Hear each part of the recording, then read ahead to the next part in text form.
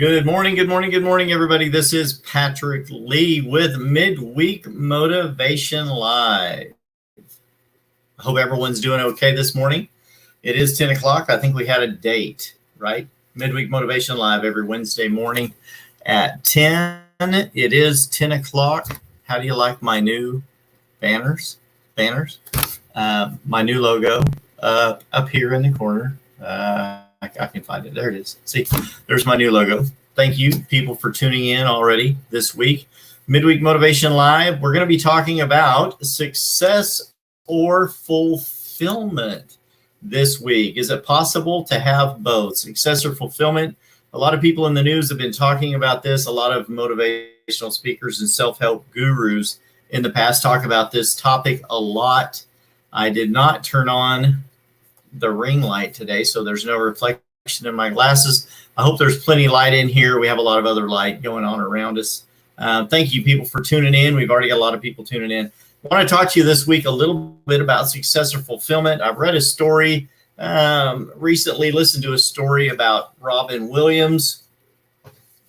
He's one we're going to talk about, and then a lot of other people. There are a lot of famous people that we hear the story. They come from very meager backgrounds, and they achieve some level of success. They start climbing the corporate ladder, the entertainment ladder, the fame and fortune ladder. They make it to the top, and then we hear these tragic stories of failure, people that are thrown from the spotlight, or they achieve these high levels of success, but then tragically something wrong happens. The story I want to talk about first is the story of Robin Williams.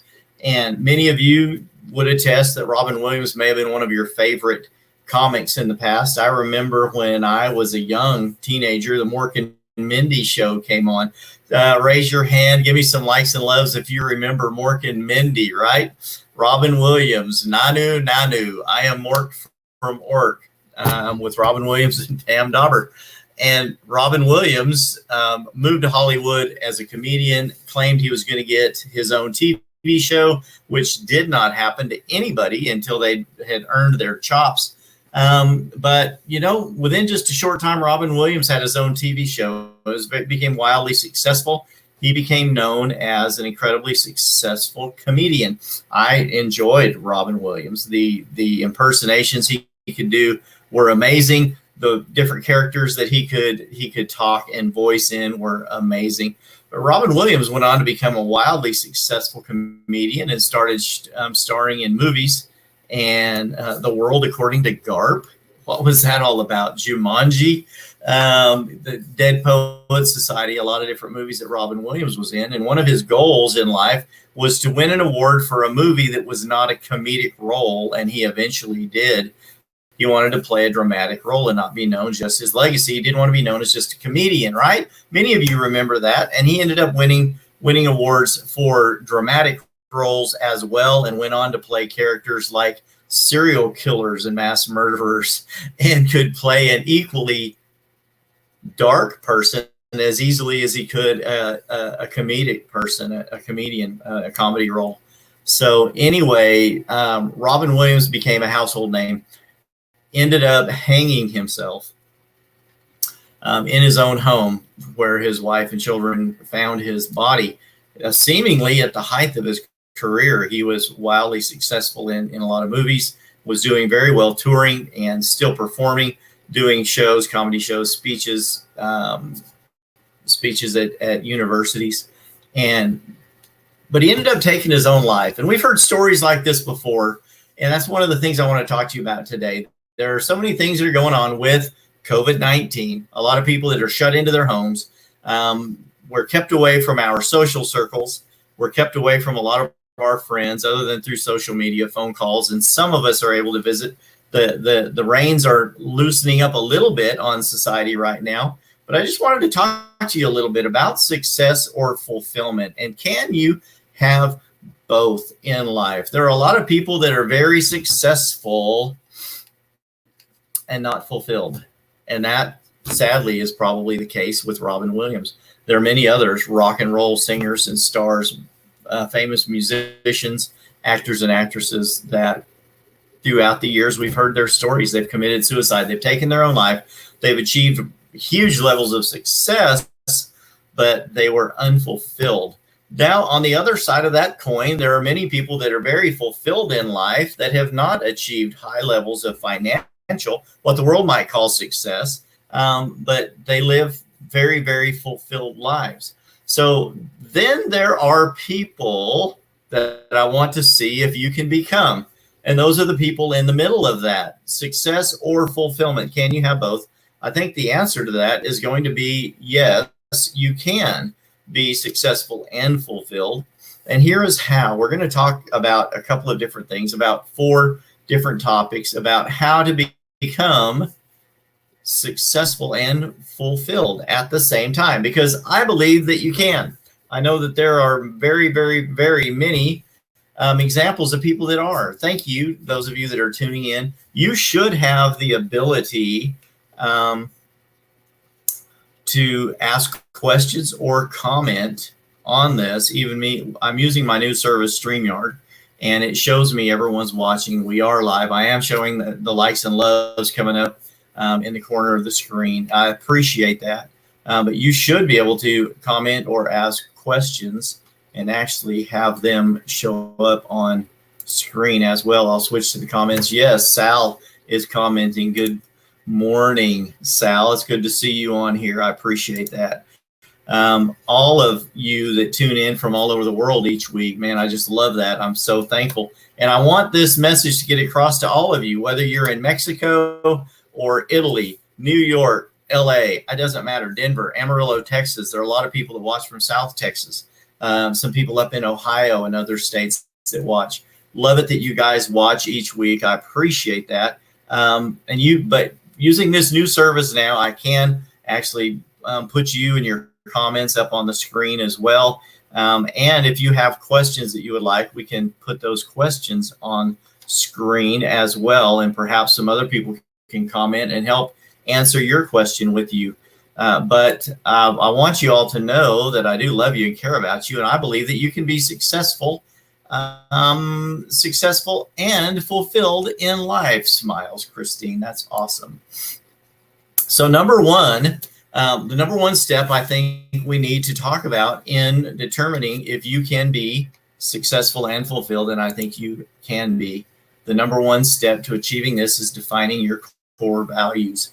Defining your core values is defined in a lot of different ways, but I think that the best way to define your core values is to, and I talked about this a little bit last week, and I do this a lot, just take a piece of paper, write a line from the top to the bottom, right down through the middle of that piece of paper, and then write down the things that you believe in on the left, and maybe some things that you don't believe in or things that you're against on the right. I have another assessment. I've shared this book a little bit, The Compound Effect by Darren Hardy, and how to jumpstart your income, your life, your success. At the end of this video, I'm actually going to be giving away 5 copies of this book to people that like and share this video. If you start a watch party or if you share this video, 5 people are going to be chosen to get a free copy of this book. It will head out to you in the mail.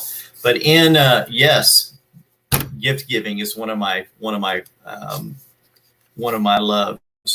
So defining your core values, Darren defines it this way: your values are your GPS navigation system for life. Getting them defined and properly calibrated is one of the most important steps in redirecting your life towards your grandest vision, which is fulfillment and success. So these kind of questions will help you evaluate and refine what's truly important to you. On the left side of that page, I talked to you about writing down. You might want to write down, who is the person you respect the most in life, and what do you feel their core values are? Number 2, who's my best friend, and what are their top qualities? What is it about your best, your very, very best, your bestie, your BFF? What is it about your BFF that you love? Is it that they're a good person? Are they just good looking? Do you laugh the same way? Are you the same size or shape or age? Or you just run in a similar social circle? Or does your best person, your best friend, have core values? Are they kind? Number one, if you're looking for a best friend, okay, a spouse, a mate, a boyfriend, a girlfriend, if kindness isn't part of that equation, then you should probably run from that person. But number one, are they kind? Are they giving? Are they generous? Are they loving? Are they supportive? Do they have incredible integrity? You know what I mean? Give me some likes and loves if you think integrity is important in a person. Do they do what they say they're going to do? Okay. If I could have more of any one quality instantly in my life, what would it be? Integrity, truthfulness, honesty, selflessness. You could write that down on the page. What three things on the other side of the page do you hate? Rudeness, people that are unkind to women or children, people that mistreat pets. I hate people that mistreat pets. I don't hate people. I dislike people. They're not part of my core values. I don't like people that mistreat animals. So the animal didn't do anything wrong to you. The animal, if there's a mean animal, it's because it was trained to be mean or it's been abused into being mean.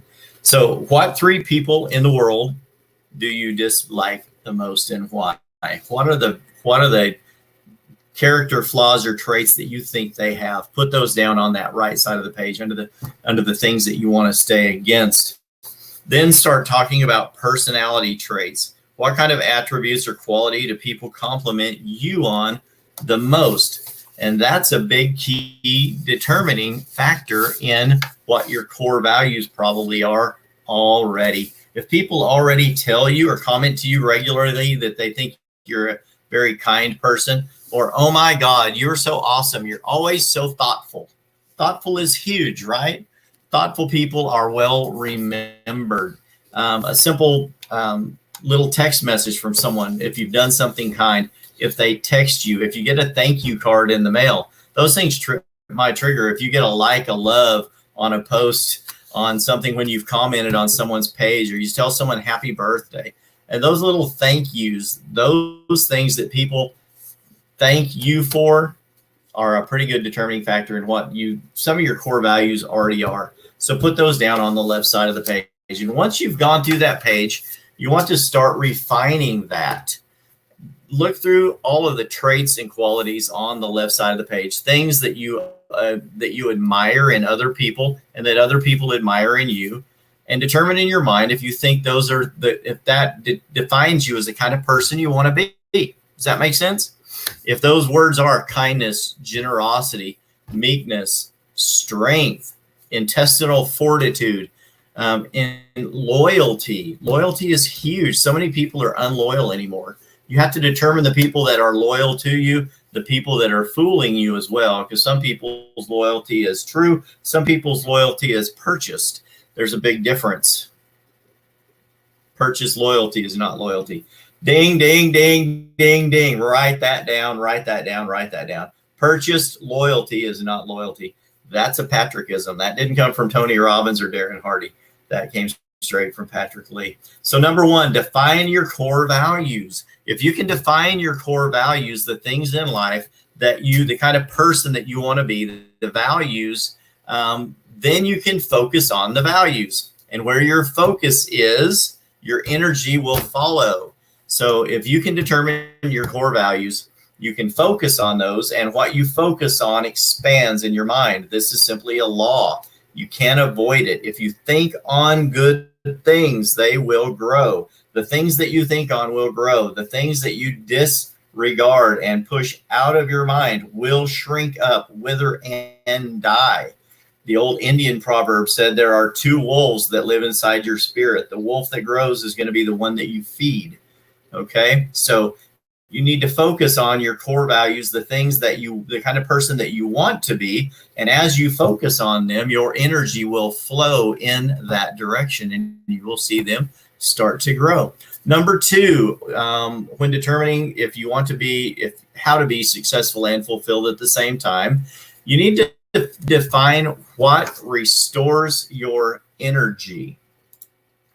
What restores your energy? With me, believe it or not, restoring my energy is found a lot in my lawn care and the status of my garage. My garage is my storage facility, even though I do have another storage facility. I can go out into my garage and spend about 3 hours puttering. And a lot of young people, don't even know what that word means. And your grandpa used to do it. He used to putter in the woodshed or in the garage. But if I go into my garage and I put things in the order that they need to be in, clean the floor, hose it down, squeegee it out, and the floor is nice and clean, and everything is more in order than it was when I went in there, it recharges my batteries. My mental focus is much more clear, and I'm a much happier person. If my garage, on the other side of that coin, the flip side of that, if my garage is messy, it's cluttered, I've gathered too many things, I haven't given away enough things, and it's hard to get in and out of the house when coming through the garage, then it frustrates me and it makes me edgy. If my yard looks bad, my wife will attest. I'll tell her I need to get out there and cut that grass today. And she's like, why? You just cut it. It's green. It's grass. It looks great. I'm like, it doesn't look the way I need it to look. And it's not a comparison thing. The only thing I'm comparing it to is me. I want it to always look the way I want it to look. So restoring my energy comes from giving to people. It comes from, taking pride in the appearance of my yard and my home, and relaxing in my backyard. So I need to have a backyard that's nice enough to relax in. So I work on that regularly, organizing my garage, other things in my home and my life. Since this COVID-19 has happened and I am officing out of my home, I go through and regularly and do little chores, things that have needed to be touched up, areas that have needed to be cleaned up. And as I create order in those areas, it restores my energy. I focus on those things. My energy flows to those things. Is this making sense? Are y'all getting any of this? Throw up some likes and loves if this is making sense to you. I appreciate it. Hey, Ross, good to see you on here. I love you too, man. You are awesome. Miss you in Amarillo. I bet you're still working on motorcycles and enjoying that. Elva keeps a clean house. I can attest. Elva is a great friend and client at the same time. Super neat people. So thank you guys for commenting. Defining. So yeah, number one, define your core values. Number two, find out what restores your energy. What restores your energy? The thing that's going to come as number three with you when it comes to restoring your energy, and areas that you need to grow in. We'll just talk about these things for a second. And I changed my comments.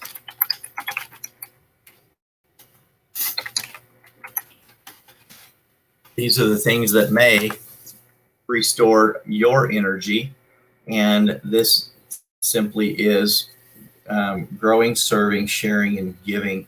A lot of people restore their energy by giving to others, and there are many different ways. There's a book out that a lot of you have read in the past. It's the 5 Love Languages, and some of the love languages in there are giving. Some of them are words of encouragement, and touch and feel and emotional connection. But a lot of people's batteries are recharged by growing. Doing things that are going to cause you to grow, like learning, listening to podcasts, reading books. I love to read books. I love to listen to podcasts. I watch a lot of videos, motivational videos, things that really touch my heart. So those things cause me to grow, increase your knowledge. There's not a problem you have in your life that you can't learn a solution to if you're willing to take the time to do that. The second part of this is serving. I believe that a healthy person is a serving person, whether that be in your church, in your social organization, perhaps you serve on a board at a nonprofit and you serve in that area. You serve others. You go donate your time, volunteer at the VA hospital, at Life Challenge, at Faith City Mission or the Salvation Army, feeding the homeless. It could be anything. It could be serving family members, but serving other people that serve become much more healthy in their mind and in their social circles and in their health as well. Serve others, sharing your values, sharing your core values with others. that also helps you become more fulfilled. When you share with others, it gives you a good feeling, doesn't it? The Bible says it's better to give than receive. So, but at the same time, we need to learn how to receive when others are sharing, but it's better to give. Sharing and giving, I think, go hand in hand. So serving others is incredibly important to you becoming fulfilled. And as you do these things, growing, serving, sharing, and giving, we've talked about this concept many, many times on the show. What you give, you get. So there's a law of reciprocity, right? The law of reciprocity is unavoidable. And what you sow into the world, you will get back. And when you are growing and serving, sharing, and giving to others, you can't help but have that come back to you. And when people are growing in life and they're helping you grow and they turn around and start serving, sharing, and giving back to you, don't you think that that will be fulfilling to you? I think it will be. It would be to me. That's a great way for me to achieve fulfillment. I recharge my batteries by doing the things that cause order and make me happy. And then I serve, share, and give to others. And that in turn comes back to me. And that fulfills me. And while I am doing, and this is going to be number 4, do those things. Define your core values. Define the things that recharge your batteries, restores your energy. Do those things. And as you do those things, number 1, success is going to come to you. And I think that as you find, as you're seeking success and fulfillment in life, that you're going to find that your definition of success might change just a little bit. And it might come into line with fulfillment. And that's my goal for you this week, is for you to be successful and fulfilled in life. If you have defined your core values and the things that recharge your batteries as the pursuit of money, good for you. I don't think, however, that if that is your main goal in life is just to achieve great wealth without being fulfilled, that is going to be an empty challenge, an empty pursuit for you. I also believe on the other side of that, that you may define success as giving away everything that you have. Hey, I would welcome, if you're a multimillionaire and you want to give all of your money away, give it to me. I would receive it gladly. And then I would in turn turn around and give it and share it and use it to serve as many others as I possibly could, because that's my definition of success and fulfillment, is helping serve others. So find out what it is that you like to do. Find out what it is. Define what it is that recharges your batteries and brings you fulfillment, and then do those things. And I think that you'll find that if you do, you will achieve success and fulfillment in life. Sharing, yes, Elva, very good. Sharing is caring. I believe that. Awesome, awesome, awesome. Well, man, this has been Patrick Lee with Midweek Motivation Live. I did tell you, the 5 of you that share this, like and share the video this week, you will be getting a free copy of The Compound Effect. I will go back on and check the stats later on today after this video is over, determine who those 5 people are, and reach out to you either through Facebook Messenger or if I have your phone number, and find out an address on how to get a copy of The Compound Effect, How to Jumpstart Your Life by Darren Hardy in the mail to you guys. I hope you've had a good time watching Midweek Motivation Live with Patrick Lee this week. Until next week, bye-bye.